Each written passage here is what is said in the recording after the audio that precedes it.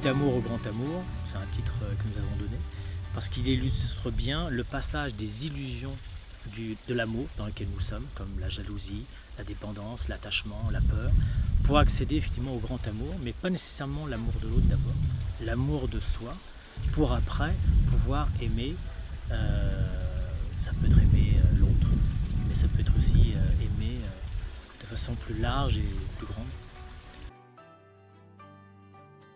Quand on prend en compte et le petit amour et le grand amour, ces deux espaces-là nous permettent vraiment de nous ouvrir chacun dans une autre dimension entière et pleine de soi.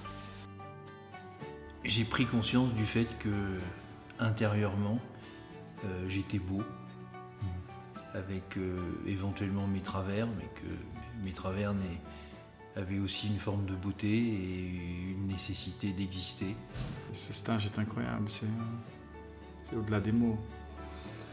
Mais je me suis jamais senti aussi vrai avec moi-même.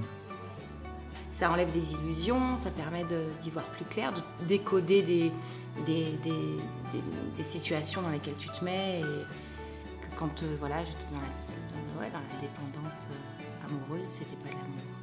Cette impression d'être plus fort, d'être le même, mais d'être plus en paix, quoi.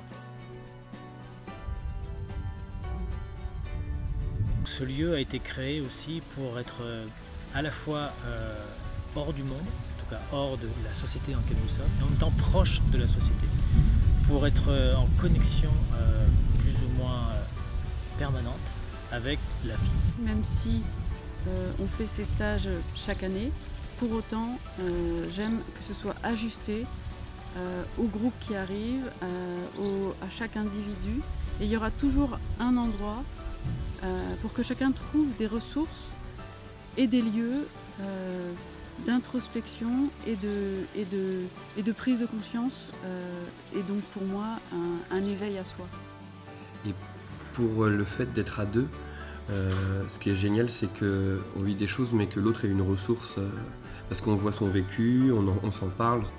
Chacun a sa compréhension des choses, et j'imagine que chaque stage est différent, mais je pense que d'avoir vécu le même au même moment, il y a eu une espèce de connexion en plus qui s'est faite.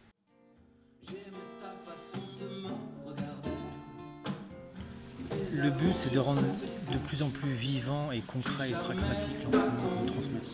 C'est la raison pour laquelle nous pouvons cuisiner ensemble, nous pouvons aussi jouer ensemble, mais aussi créer. Créer par la musique, créer par le chant, créer par la danse, par le corps. Donc c'est pour ça qu'on ouvre notre quotidien, notre lieu, notre intimité, dans l'espace pour que chacun puisse, au retour du stage, quand il se retrouve chez lui, se souvenir de petits instants quand il était en train de cuisiner, ou bien quand il était en train de chanter ou de jouer de la musique. On était ensemble, une parole, un instant. Ça fait des insights qui permettent de reprendre pied, en tout cas je l'espère, quand on se retrouve dans le quotidien qui est dans un autre lieu et un autre contexte.